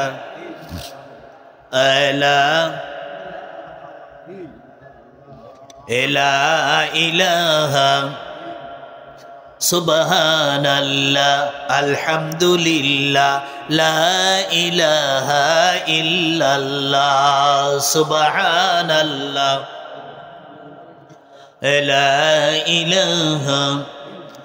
লা ইলাহা ইল্লাল্লাহু মুহাম্মাদুর রাসূলুল্লাহ। ভাইরা আমার, বন্ধুরা আমার, সন্তানদেরকে যদি ভালো পথে ট্রেনিং না দেওয়া যায় সেই সন্তান কি ভালো হয়? বলেন ভালো হয়? এমনও কত সন্তান আছে মা বাপের দেখতে পারে না, ছোটবেলায় দুষ্টামি করে, মদ গাঁজা খায়, যদি আপনি ভালোভাবে চালাতেন তাহলে মদ গাঁজা খেত না। আজকে সমাজে এমন কোনো এলাকা নাই যেখানে মদ গাঁজা সন্তানেরা খায় না। যে সন্তানের কথা আল্লাহর নবী বললেন, সন্তানেরা যুবকেরা যদি তারা যদি আল্লাহর পথে চলে, আল্লাহর মতে চলে, ওরা হচ্ছে ওই কিয়ামতের ময়দান আল্লাহর আরশের নিচে ছায়া পাবে। আর যে সন্তানেরা, যে ছেলেরা মদ গাঁজা খায়, সেই সমস্ত ছেলে মেয়েরা কোনোদিন আব্বা মায়ের অবিডেন্ট হয় না, অনুগত হয় না। কথা ঠিক কিনা? এমনকি আমরা সামাজিকভাবে যখন চলি, অনেক মেয়েরা না জেনে শুনে মদ গাঁজা খাওয়া ছেলেদের সাথে বিয়ে করে যখন জানতে পায় স্বামী মদ খায়, গাঁজা খায়, ওকে তাড়াতাড়ি ছাড়ি দিয়ে বাপের বাড়ি চলে যায়। এরকম এলাকা নাই মনে হয়? ভাইরা আমার, বন্ধুরা আমার, এই জন্য তাদেরকে মা বাপের কাজ হলো সন্তানদেরকে সঠিক শিক্ষা দিতে হবে। তোমার সন্তানের যখন 7 বছর হয়, 7 বছর বয়স যখন হয়, তোমার নামাজের শিক্ষা দাও। আর যখন 10 বছর হয় তখন সন্তানদেরকে হালকা মার দাও, মসজিদে নিয়ে যাও। কার দায়িত্ব? বাপেরাই নামাজ পড়ে না, তার সন্তানেরে আবার কি বলবি যে বাবা চল নামাজে যাই? এমন কেউ আছেন ফজরে আপনার ছেলে ঘুমায়, বড় ছেলে, যুবক ছেলে ঘুমায়, এমন কেউ আছেন সকালবেলার ডাকিয়ে তুলেন? ডাকলে উঠে না। যদি একবার 2বার ডাকেন তাহলে খবর আছে। এই বুড়া ভগর ভগর করে কে? এরকম কয় না? বুড়া ভগর ভগর করে, যা তোমার কাজ তুমি যাও। ভাইরা আমার, বন্ধুরা আমার, ছেলেরাও যদি ভালো হয়, মেয়েরা যদি ভালো হয়, যেখানে বিশ্বনবী জনাবে মুহাম্মদুর রাসূলুল্লাহ সাল্লাল্লাহু আলাইহি সাল্লাম বলেছেন, সন্তানেরা মা বাপের দিকে যদি সুনজরে হাসি খুশির সাথে যদি একবার তাকায়, আল্লাহর নবী বলেন একটা কবুলিয়াতের হজের সওয়াব পাওয়া যায়। সুবহানাল্লাহ। আপনি হজে গেলেন, প্রতি বছরই ধরে নিলাম হজে গেলেন, আপনার হজ যে কবুল হয় এটা কি বলার ক্ষমতা আছে? কতজন শুক্রবারে হজ যদি হয়, হজে আকবরী হজ বলে। আমি যদি হজে গেছিলাম, হজে আকবরী পেয়েছিলাম, কিন্তু আমি বলতে পারবো না হজে আকবরী হইলেও আমার হজ কবুল হয়েছে আল্লাহর দরবারে। বলতে পারবো না। আর বিশ্বনবী বলেছেন, মা বাপের দিকে যে সন্তানেরা হাসি খুশিতে তাকায়, একটা কবুলেতের হজের সওয়াব পাওয়া যায়। সাহাবী জিজ্ঞেস করলেন, ইয়া রাসূলুল্লাহ, হাবিবাল্লাহ, সন্তানেরা মা বাপের দিকে যদি 100 বার তাকায় দিনে, তাহলে 100টা কবুলেতের হজের সওয়াব পাওয়া যায়। আমি বলি, আপনাদের কাছে আল্লাহর কাছে কি সওয়াব অভাব আছে? সওয়াবের অভাব নাই। বিশ্বনবী বললেন, কোন সন্তানেরা যদি মা বাপের দিকে 100 বারও সুনজরে তাকায়, হাসি খুশি সন্তুষ্ট চিত্রে তাকায়, তাহলে তার আমল নামায় আল্লাহ তাআলা 100টা কবুলিয়তের হজের সওয়াব তার আমল নামায় দিয়ে দিবে। কত সওয়াব! সেই সন্তান হওয়ার দরকার। আল্লাহ বলছেন, ওয়া বানিনা, সন্তান সন্ততি তোমাদের জন্য আকর্ষণী করেছি। আকর্ষণ যদি হতো তাহলে সন্তানেরা বুড়ো বাপ মাকে ঘাড়ে ধাক্কা দিয়ে বাড়ি থেকে বের করে দিত না। কথা ঠিক কিনা? সন্তানেরা যদি অবিডেন্ট হতো, ভালো হতো, আল্লাহ যদি বাপ মায়ের অনুগত হতো, ওই সন্তানেরা বার্ধক্য অবস্থায় বাপ মায়ের বার্ধক্য অবস্থায় আসলে থুয়ে ব্যালক হতো না। অথবা এমনও পরিবার আছে ওই সন্তান ওই পিতামাতাকে বৃদ্ধাশ্রমে পর্যন্ত রেখে আসে। কথা ঠিক কিনা? বৌমারা কয় যে তোমার বাড়ি তোমার ভাত রাইতে দিব, তোমার বাপ মায়ের ভাত রাঁধতে আসি নাই। এরকম আছে না? শ্বশুর শাশুড়ি দেখতেই পারে না, তার সন্তানটা ভালোই লাগে। হ্যাঁ, মায়েরা আবার রাগ করেন না, কয় যে নাটরি আসিয়ে বড়া পড়া কি। হ্যাঁ, রাগ করবেন না, কারণ একথা কার কথা? আল্লাহর কথা, রসুলের কথা, ঠিক কিনা? হ্যাঁ, আনুগত্য করতে হবে। আল্লাহ রাব্বুল আলামিন বললেন, ওয়া কাদা রাব্বুকা আল্লা তা'বুদু ইল্লা ইয়্যাহু ওয়া বিল ওয়ালিদাইনি ইহসানান ইম্মা ইয়াবলুগান্না ইনদাকাল কিবারাহুমা আও কিলাহুমা ফালা তাকুল্লাহুমা উফিন ওয়ালা তানহারুহুমা ওয়া কুল্লাহুমা কাওলান কারীমা। সবাই বলি আল্লাহু আকবার। ভাইরা আমার, আল্লাহ বলছেন, হে নবী, শুধুমাত্র আল্লাহর গোলামি করার জন্যে, আল্লাহর ইবাদত করার জন্যে তোমাদেরকে ফাইনাল ডিসিশন দেওয়া হয়েছে, চূড়ান্ত ডিসিশন দেওয়া হয়েছে। বলেন তো, আল্লাহর ইবাদত ছাড়া কারো ইবাদত করা যাবে? কোনো নেতার, কোনো পীর সাহেবের, কোনো ভান্ডারির, কোনো মাইজ ভান্ডারির? হ্যাঁ, কতজন কত ব্যবসা করে ভাইরা আমার, কিন্তু না না, তাদের কারো গোলামি করা যাবে না। গোলামি করতে হবে একমাত্র আল্লাহর। এ বিষয়ে 2 ঘন্টা ওয়াজ, আমি যাচ্ছি না সেদিক। আল্লাহ বললেন, ইম্মা ইয়াবলুগান্না ইনদাকাল কিবারাহুমা আও কিলাহুমা ফালা তাকুল্লাহুমা উফিন। তোমরা যদি তোমাদের বাপ মারকে বৃদ্ধ অবস্থায় পাও, কোন অবস্থায়? বৃদ্ধ অবস্থা। আল্লাহ বলেই দিলেন, হ্যাঁ, বুড়া অবস্থায় যদি পাও, তাহলে তোমরা অথবা 2 জনের একজনকে যদি পাও, তাহলে কি করবে? খবরদার তাদের আচার আচরণে উপশব্দ করবে না, অনুশোচনা করবে না। ভাইরা আমার, যাদের বুড়ো বাপ মা আছে, আপনারা জানেন, বুড়ো বাপ মা হয়ে যায় তখন সালপাল ছেলে পেলে, তাই না? এক এক সময় এক এক কথা বলে, হুঁশ নাই, খেয়াল নাই, এমনও কিছু বায়না করে। কিন্তু ওই কথা শুনে খবরদার বাপ মায়ের পর রাগ করবেন না, রাগ করবেন না। আর মায়েরে কই, আপারে কই, শাশুড়ি কই, যে আপনারা খবরদার, ওই শ্বশুর শাশুড়ি যদি আপনাদের থাকে বৃদ্ধ অবস্থায়, খবরদার তাদের সাথে খারাপ ব্যবহার করবেন না, দুর্ব্যবহার করবেন না, কারণ ওরাই দোয়াই আপনাদের কাজে লাগবে। ভাইরা আমার, বন্ধুরা আমার প্রমাণ, যাদের প্রতি, যে সন্তানের প্রতি মা বাপ বদদোয়া করেছে, ওই সন্তানেরা কোনোদিন সেই রকম উপরে উঠতে পারে নাই, সেরকম মান সম্মান ইজ্জতের সাথে দুনিয়ায় বাস করতে পারে নাই। ও কাঙ্গালের মতো, ফকিরের মতো বিভিন্ন অশান্তির মধ্যে জীবন যাপন করে। আমার এগুলা প্রমাণ আছে। না খেয়ে থাকেন তাও ভালো, তাও শান্তি হচ্ছে ভিন্ন জিনিস, কথা ঠিক কিনা? শান্তি ভিন্ন জিনিস। দিনে একবার খান, তারপরে যদি শান্তি থাকে পরিবারে, এটাই হচ্ছে সবচেয়ে ভালো। কিন্তু যদি অশান্তি থাকে, আপনি দিন 14 বার খাইয়েও অশান্তি যদি থাকে, শান্তি সেই পরিবারে অশান্তি থেকে যায়, কথা ঠিক কিনা? ভাইরা আমার, বন্ধুরা আমার, এই জন্য বলছি যে আপনারা সবাই যুবকেরা, কোরআনের কথা হচ্ছে তো, অনুরোধ, আমি তো আপনার কাছে মুরব্বী, কথা বললেন না, কথা বললে একটু ডিস্টার্ব হয় আমাদের। তো আমরাই ওই কে যারা আপনার ওই যে চোখ বন্ধ করে ওয়াজ করে, জানেন না, চোখ বন্ধ করে ওয়াজ করতে করতে সব উঠে চলে গেছে। এন আসে মাইকালা, হ্যাঁ, চোখ বন্ধ করে ওয়াজ করে। ধরেন অন্ধ মানুষ, চোখ বন্ধ করে চোখ তাকায়, দেখে মাত্র 1 জন আছে, মাত্র 1 জন। কয় যে বাবা, শ্রোতা থাকলে তুমি আসো, তুমি সলিড। কয় যে হুজুর, ওসব বাদ দেন, আপনি মাইক ছাড়েন, দেখেন আমি থাকি কি না। হ্যাঁ, আপনারা কথা বললে আমার নজরে আসতেছে। তা আমরা কয়জন, হাজার লোক যদি থাকে, আমরা ধরে নিতে পারি কে কোন দিক, কোন মানসিকতা আছে। কারণ আমরা তো টিচার, একদিকে টিচার, আরেকদিকে কোরআনের ক্লাস নেই, মাহফিল করি না, কোরআনের ক্লাস নেই। কে কোন দিক, কোন মানসিকতা হচ্ছে আমরা কিন্তু টের পাই। হ্যাঁ, কথা বলেন আর হাসেন, সেটাই বড় না। কিন্তু শ্রোতারা যদি আপনার শিক্ষকের দিকে, বক্তার দিকে তাকায়, কোন দিকে, কোন ইয়েতে তাকায়, তাও কিন্তু আমরা বলে দিতে পারি। এই জন্যে আর বেশি সময় কষ্ট দেব না আপনাদের।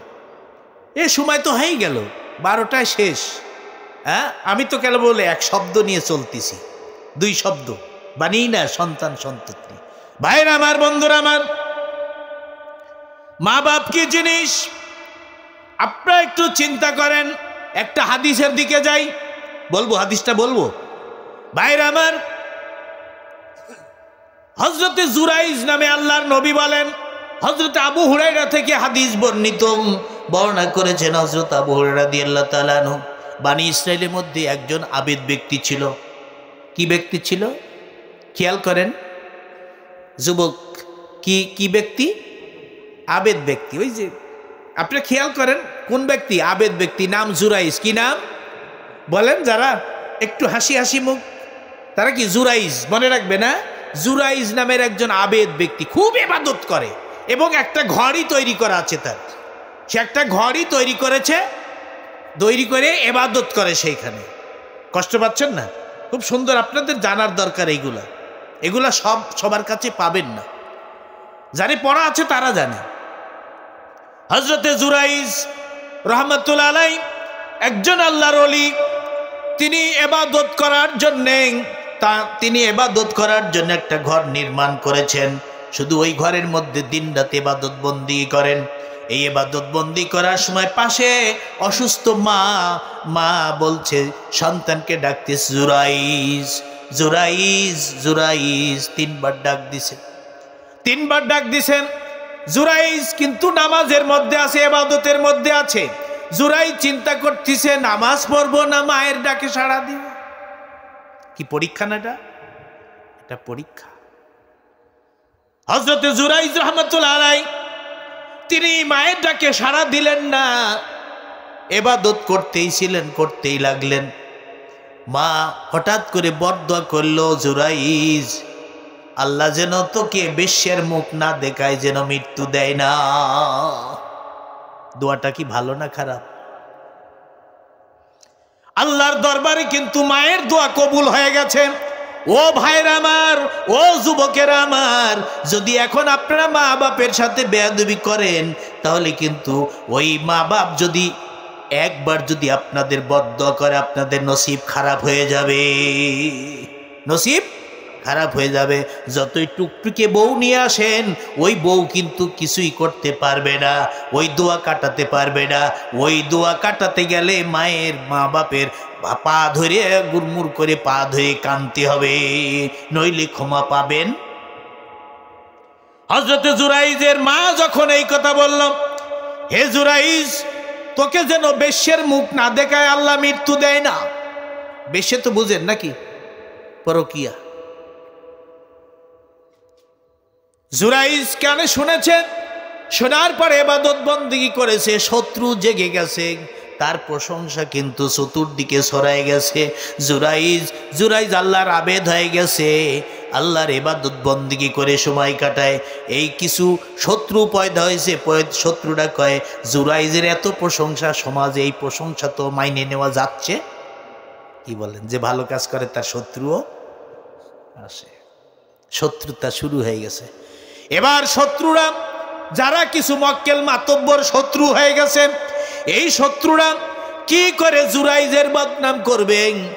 একজন বেশ্যে মহিলা, যার চরিত্র ভালো না, তার সাথে আলাপ করতে করতে বলতেছে, ওই মহিলাটা বলতেছে, সুন্দরী মহিলা কিন্তু চরিত্র ভালো না, বলতেছে জুরাইজের বদনাম আমি করতে পারবো, জুরাইজের প্রশংসা আমি সব শেষ করে দিতে পারবো।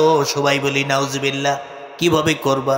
সে আমার কথা পুরস্কার নির্ধারণ করে দিল, জুরাইজের বদনাম করতে হবে, জুরাইজের এত প্রশংসা শেষ করতেই হবে।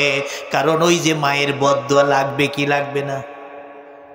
যেভাবেই হোক জুরাইজ ইবাদত করতেইছেন। হঠাৎ করে মহিলা একজন রাখালের সাথে মিলামিশা করেছে। মিলামিশার করার কারণে গর্ভে সন্তান এসেছে। এই সন্তান আস্তে আস্তে করে গর্ভে যখন পেটটা আস্তে আস্তে দেখার মতো হয়েছে, জিজ্ঞাসা করছে জনগণ, ওই লোকেরা জিজ্ঞেস করতেছে, কি ব্যাপার, তোর তো স্বামী নাই, তোর বিয়ে হয় নাই, তোর আস্তে আস্তে এই অবস্থা কেন? কার দ্বারা হয়েছে? সন্তান হবি বাপ যখন ধরেন বেশ বড় হয়ে গেছে, পেটে আকারে বড় হয়ে গেছে, তখন ওই ওই মহিলা, ওই যে খারাপ মহিলা, নষ্ট মহিলা, বলছে এটা হচ্ছে জুরাইজের ফসল। সবাই বলি নাউজুবিল্লাহ।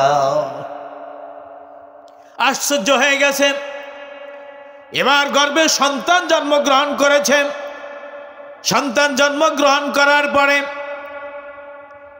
লোকেরা যখন দেখতেছে সন্তান, আর মহিলা বলেছে জুরাইজের ফসল, জুরাইজের পর্যন্তে সন্তান হয়েছে। জুরাইজের ঘর বাইরে চুরি ভাঙ্গে শেষ করে দিছে, ইবাদতের ঘর, এবং মারবে জুরাইজকে। জুরাইজ বলতিছে তোরা আমাকে পরে মার, কি হয়েছে তোদের বল। বলছে এই যে বলবো কি ঠিক পাচ্ছ না, করিস তুমি আর বুঝতিস না। কি হয়েছে? বলছে অমক মেয়ের সাথে তুমি বদকার করিস, ওই যে সন্তান হয়েছে, এই সন্তান হচ্ছে তোমার। বলছে সন্তান যদি আমারই হয় তাহলে আমার কাছে দাও, আমি সন্তানকে জিজ্ঞাসা করব। সবাই বলি আল্লাহু আকবার। শিশু সন্তান কোনোদিন কথা বলতে পারে? বলেন পারে? শিশু সন্তান কথা বলতে পারে না। 3 জায়গায় শিশু সন্তান কথা বলেছে। এক হচ্ছে বানি ইসরায়েলের এই শিশু সন্তান, 2 হচ্ছে হযরত ইউসুফ আলাইহিস সালামের সময়ের একটা শিশু সন্তান ফয়সালা দিয়েছিল, রায় দিয়েছিল শিশু সন্তান। 3 নম্বরের শিশু সন্তান হচ্ছে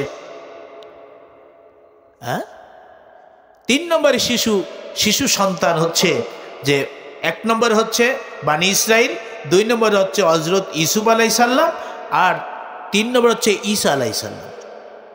ঈসা আলাইহিস সালামের সময় ভাইরা আমার, ওই সন্তান যখন কোলে নিচ্ছে, লোকজন কয় তুমি কি পাগল হইছো? শিশু সন্তান কোনদিন কথা বলতে পারে? জুরাইজ বলছে হ্যাঁ হ্যাঁ অবশ্যই আল্লাহর হুকুমে কথা বলতে বাধ্য। শিশু সন্তানকে কোলে নিছে, নেওয়ার পরে শিশুকে জিজ্ঞেস করছে, শিশু তুমি বলো তোমার আসল পিতাকে?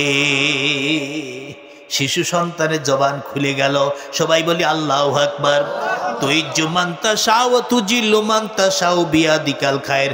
সম্মানের মালিককে, সম্মানের মালিককে, সম্মান দেওয়ার মালিককে, আর সম্মান কাড়ি নেওয়ার মালিককে। 15.5 বছর ধরে জুলুম অত্যাচার করেছ, মনে করেছ কি লাট বাহাদুর হয়েছ, ক্ষমতাশালী হয়েছ। আল্লাহ তাআলা একদিনের মধ্যে সময় দিল কত মিনিট? 45 মিনিট না, 45 মিনিট। কয় সময় আছে, সময় দিব, তোরে ক্ষমতায় যা দিছি, তোরা গুলি করে মার, গুলি করে মারিয়ে দে। এবার পুলিশরা কয়, সেনাবাহিনী কয়, স্যার একটার মারি আরো 10টা এসে খাড়া হয়, কয়টা মারব? কারণ লাখ লাখ তো, কয়টা মারবো? আর মারতে পারে নাই। সেনা প্রধান যখন বলেছে যে প্রধানমন্ত্রী সাহেব, হয় আপনাকে বাঁচতে হলে এই দেশ থেকে পালাতেই হবে, নইলে কিন্তু এই দেশের এই যুবক ছেলেরা যেভাবে মিছিল করে বঙ্গভবনের গণভবনের দিকে আসতেছে, আপনার রক্ষা নাই, আপনাকে একেবারে আলু ভর্তা করে খাবে। কথা ঠিক কিনা? আলু ভর্তা করে খাবে। কি সেই আশ্চর্য!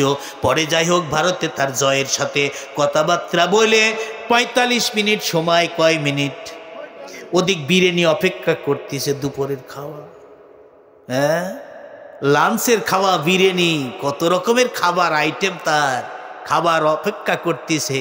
এখন বিরিয়ানি খাবে না জাহাজে উঠবে, বিরিয়ানি খাবে না হেলিকপ্টারে উঠবে, সময়ে 45 মিনিট। ও ভেবেছিল 41 সাল পর্যন্ত ক্ষমতায় থাকবো। আল্লাহ ক্ষমতায় দিছে, এই ক্ষমতার অপব্যবহার করার কারণে আল্লাহর গজব পড়েছে। কথা ঠিক কিনা? যার কারণে পালাতে বাধ্য হয়েছে। আর কয় পালাবো না, পালাবো না। পালালে কেন? রাজাকাররা তো দেশেই আছে এখনো, মায়ের খাইয়া, খুন হয়ে, গুম হয়ে, ফাঁসি নিয়ে তারপরে দেশেই আছে। তোমরা 15.5 বছর ধরে ক্ষমতা করলে, ক্ষমতায় তো থাকতে পারলে না। আফসোস তো এই জায়গায়। কি বলেন ভাই? খুব কষ্ট করেছি ভাই। হয়তো আপনারা থাকতে পারেন, কষ্ট পাইতে পারেন কথায়, কিন্তু কষ্ট নেওয়া ঠিক না। একটু একটু শোনাই লাগবে, লাগবে কি লাগবে না? শোনা সংশোধন হতে হবে। এই জন্য ক্ষমতার মালিককে, সম্মানের মালিককে, আল্লাহ যাকে আল্লাহ পরিষ্কার করে বলছেন, যারা ইসলাম মানবা তারা সম্মানী হবা, যারা ইসলাম মানবা না তারা কি লাঞ্ছিত হবা, অপমানিত হবা, দেশ থেকে বিতাড়িত হতে বাধ্য হবা। হইছে না ভাইরা? মান তাবিয়া গায়রাল ইসলামা ফালা ইয়াকজি, যারা ইসলাম ব্যতীত অন্য কিছু মানবে তোমরা কি খিজুন, লাঞ্ছিত হবে, অপমানিত হবে। তোমাদের জন্য কঠিন আযাব কিয়ামতের ময়দানে অপেক্ষা করতেছে। ভাইরা আমার, কি অবস্থা হলো দেখেন। 45 মিনিট সময় পলোয়া কর্মা বিরিয়ানি তার অপেক্ষা করতেছে, গেল না, নিচে গেল না, খাওয়ার হইল না। তাড়াতাড়ি করে 45 মিনিটের আগে এসে পটাং চলে গেছে, নইলে তো আলু ভর্তা হয়ে যেত। কারণ যেভাবে যুবক ছেলেরা খেপে গেছে, আর তাদের কাছে কোনো রাইফেল কাজ করতেছে না, স্ট্যান্ড গান কাজ করতেছে না, কোন অস্ত্র কাজ করতেছে না। সেনাবাহিনীর সেনা প্রধান যখন আলটিমেটাম দিয়েছে 45 মিনিটের, তখন আর থাকা যাবে না, চলে গেল, বিদায় নিয়ে চলে গেল। এই জন্য বলছি, সম্মান ক্ষমতার মালিক, সম্মানের মালিক একমাত্র আল্লাহ। ভাইয়ের আমার, তাই বলছি, ওই যে জুরাইজের ওই শিশু সন্তান যখন বলল যে আমার আসল পিতা হচ্ছে অমুক রাখাল, ওই যে রাখালের সাথে কুকাজ করেছেন, ওর ফসল হয়েছে সন্তান, ওই রাখালের কথা বলে দিছে শিশু সন্তান কথা বলতে পারে না। আল্লাহ তাআলা ওই জুরাইজের সম্মানও রক্ষা করবেন, আবার মায়ের অভিশাপও কার্যকরী পারে কি পারেন আল্লাহ? কিভাবে দেখেন হলো, হ্যাঁ? মা ওই যে আপনাদের এই জন্য এইটাই বোঝাচ্ছি যে মায়ের বরদোয়া, বাপের বরদোয়া কেউ নিবেন না। বাপ মায়ের বরদোয়া ভাই 100% কবুল হয়। মাজলুমের দোয়া, মা বাপের দোয়া, এ থেকে রক্ষা করতে হবে। কারণ এই যে মাজলুম, বাংলাদেশে বড় বড় আন্তর্জাতিক নেতা, ওলামায়ে কেরাম, আন্তর্জাতিক অন্যান্য নেতা, তাদেরকে ফাঁসি দেওয়া হয়েছে, জুলুম করা হয়েছে, অত্যাচার করা হয়েছে, গুম খুন করা হয়েছে। এদের বদদোয়া আছে কি নাই? এরা তো মাজলুমেরা বদদোয়া করবেই বদদোয়া। আর সেই বদদোয়া আল্লাহর নবী বলেছেন, এই আসমানে আল্লাহর দরবারে কবুল হয়ে যায়, কোনো সামিয়ানা থাকে, কোনো পর্দা থাকে না, পর্দাবিহীন চলে যায়। এই জন্যে সবসময় কাজ করতে হবে। আমার ক্ষমতা আছে বলেই আমি ক্ষমতার অপব্যবহার করব, এটা ঠিক নয়। ভাইরা আমার, তাই বলছি, হযরতে জুরাইজ রাহমাতুল্লাহ আলাইহি যখন সন্তানকে বলল তোমার আসল পিতাকে বলো, ওই শিশু সন্তানের বাকশক্তি আল্লাহ তাআলা ফেরত দিলেন, ফিরিয়ে বাকশক্তি দিয়ে দিলেন। বাকশক্তি দেওয়ার সাথে সাথে শিশু সন্তান বলে ফেললো, আমার আসল পিতা হচ্ছে অমুক রাখাল। ওই লোকজন, গ্রামের লোকজন, হাদিসে এসেছে, গ্রামের লোকজন ওই ঘরটা একেবারে সোনা রূপা দিয়ে আবার নতুন করে ঘর করে দিলেন। সবাই বলি আল্লাহু আকবার, ক্ষমতার মালিক আল্লাহ। এই জন্য ভাইয়ের আমার, তাই বলছি, সন্তানের দিক খেয়াল রাখবেন, সন্তানের দিকে খেয়াল রাখবেন। আপনারা সন্তানকে মানুষের মতো মানুষ করবেন, আর সন্তান যখন হবে তখন কিন্তু খবরদার ওই সন্তানেরা মা বাপের বদদোয়া নেবেন না। আল্লাহ তাআলা বলছেন, ওয়াকফিদ লাহুমা জানাহাজ যুল্লি মিনার রাহমা ওয়াকুর রাব্বিরহামহুমা কামা রাব্বায়ানি সাগীরা ওয়া কুল লাহুমা কাওলান কারীমা। আল্লাহ বললেন, হে সন্তানেরা, হে ছেলেমেয়েরা, ওই বৃদ্ধ মা বাপের সাথে খবরদার অনুশোচনা করে কথা বলবে না, উপশব্দ করবে না, ওদেরকে ঘাড়ে ধাক্কা দিবে না, ওদেরকে অনীহা করবে না, ওদেরকে ধমক দিয়ে কথা বলবে না। বরং মা বাপের সামনে যখন যাবে তখন তোমাদের দয়ার বাহু ঝুলাই দিবে, বাহু টান করে দিয়ে ওই মা বাপের জন্য দোয়া করবে। নামাজে যখন যাবে নামাজের জন্য নামাজের মধ্যে দোয়া করবে, রব্বির হামহুমা, সবাই পড়ি, রব্বির হামহুমা কামা রব্বায়ানি সগীরা। রব্বুল আলামিন বলেন, আল্লাহর কাছে দোয়া করতে থাকে যে সমস্ত সন্তানেরা, আল্লাহ শিশুবেলা আমাদের মা বাপ আমাদের জন্য কত কষ্ট করেছে, কত রকমের কষ্ট করেছে, আল্লাহ আমাদের প্রতি কষ্ট করে যে দয়া করেছে, আল্লাহ আমাদের মা বাপের প্রতি তুমি দয়া করো, রহম করো। এই দোয়াটা সন্তান যখন আল্লাহর কাছে করে, এই দোয়া সন্তান আল্লাহ তাআলার কাছে যায় কি না যায় না? আল্লাহ রাব্বুল আলামিন বলেন তিনটে সাদকা জারিয়ার কাজ তিনটা। একটা হচ্ছে মানুষ যখন মরে যায় কাতানু আমালহু ইল্লা মিন সালাসাতিন ইল্লা মিন সাদাকাতিন জারিয়াতিন আও ইলমিন ইউনতাফাউ বিহি আও ওয়ালাদিন সলিহিন ইয়াদুলাহু। আল্লাহর নবী বলেন মানুষ মরে গেলে সব বন্ধ হয়ে যায়, গুনাহ করতে পারে না, সওয়াবও করতে পারে না, সব আমল বন্ধ হয়ে যায়। তিনটা জিনিস বাকি থাকে। কয়টা জিনিস? তিনটা জিনিস বাকি থাকেন। এক হচ্ছে সাদকা জারিয়া। কেউ যদি মসজিদ মাদ্রাসা করে দেয়, ভালো কাজ করে দেয়, এটা সাদকা জারিয়া।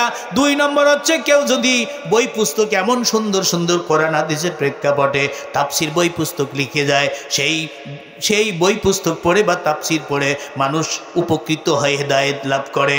আর তিন নম্বরে আওয়ালাদিন সলিহিন ইয়াদুলাহু, এমন নেককার সন্তান ওই মা বাপের জন্য দোয়া করে। লা ইলাহা লা ইলাহা ইল্লাল্লাহ লা ইলাহা ইল্লাল্লাহু মুহাম্মাদুর রাসূলুল্লাহ সাল্লাল্লাহু আলাইহি ওয়াসাল্লাম। বেজার হচ্ছেন আপনারা? আমার সময় শেষ, আমি আর বাড়াবো না। একটা মাহফিল করে আসছি, আবার এইখানে 10:30টায়, এখন 12টা বাজতে 2 মিনিট বাকি আছে। কষ্ট পাননি তো? ছেড়ে দি ইনশাল্লাহ। হ্যাঁ, ছেড়ে দি। বাকি মাত্র 2-3টা শব্দ, মিনার নেসাওয়াল বানিয়ে নাও কারান্তির মুখান্তরে, অনেক কথা আছে। তারপরে কিন্তু আল্লাহ আয়াতের শেষে বলছেন ওয়াল্লাহু যালিকা মাতাউল হায়াতিদ দুনিয়া ওয়াল্লাহু ইনদাহু হুসনুল মাআব। এটা হচ্ছে ক্ষণস্থায়ী দুনিয়া, জিন্দেগির জন্য ক্ষণস্থায়ী। দুনিয়াটা কি স্থায়ী না ক্ষণস্থায়ী? ক্ষণস্থায়ী না দুনিয়া? দুনিয়াটা ক্ষণস্থায়ী। আল্লাহ এই 6টা জিনিস দেওয়ার পরে সাবধান করে দিচ্ছে, সাবধান। এগুলা কিন্তু এই লোভ লালসা, হ্যাঁ, বাছাই করা ঘোড়া, কৃষি ক্ষেত, তারপরে চতুষ্পদ জীব জানোয়ার, এগুলো তোমাদের জন্য আকর্ষণই করেছে। আর এটা ক্ষণস্থায়ী জিন্দেগির জন্যে। আর সুন্দর আশ্রয়, সুন্দর বাড়িঘর, সুন্দর সব কিছু আছে কার কাছে? জোরে বলি কার কাছে? আল্লাহর কাছে আছে। আল্লাহ ওয়াল্লাহু ইনদাহু হুসনুল মাহাব, আর আল্লাহর কাছেই কেবল আছে সুন্দর আশ্রয়স্থল। সবাই বলি সুবহানাল্লাহ। হ্যাঁ, তারপরে আল্লাহ বলছেন যে আমি কি তোমাদেরকে এমন সুসংবাদ দেব? এর চাইতেও, এই 6টা জিনিসের চাইতেও সুসংবাদ, সেটা হচ্ছে তোমরা যদি আল্লাহকে ভয় করে চলো, তাহলে তোমাদের কি হবে? তোমাদেরকে এমন এক জান্নাতে দেওয়া হবে যে জান্নাতের নিচ দিয়ে নহর সমা প্রবাহিত রয়েছে। আর আল্লাহর সন্তুষ্টি তোমাদের জন্য সবচেয়ে বড় পাওয়া। সুবহানাল্লাহ। তারপরে আয়াতে আসছে, যাও ব্যাখ্যা করে শেষ করা যাবে না, সারা রাত যাবে। তা আসুন ভাইরা আমার জন্য দোয়া করেন। দোয়া করবেন না? দোয়া করেন। আপনাদের জন্য দোয়া করি এবং মা বোনদের জন্য দোয়া করি, যাতে করে আজকের ওয়াজ অনুযায়ী আমল করতে পারি, ঠিক কিনা? আমল করে কাজে লাগাতে পারি এবং আল্লাহর সন্তুষ্টি অর্জন করতে পারি। আল্লাহ যেন আমাদের সকলকে তৌফিক দান করেন। সবাই বলি আমিন। ওয়াল আখিরু দাওয়ানা আলহামদুলিল্লাহি রাব্বিল আলামিন। আমরা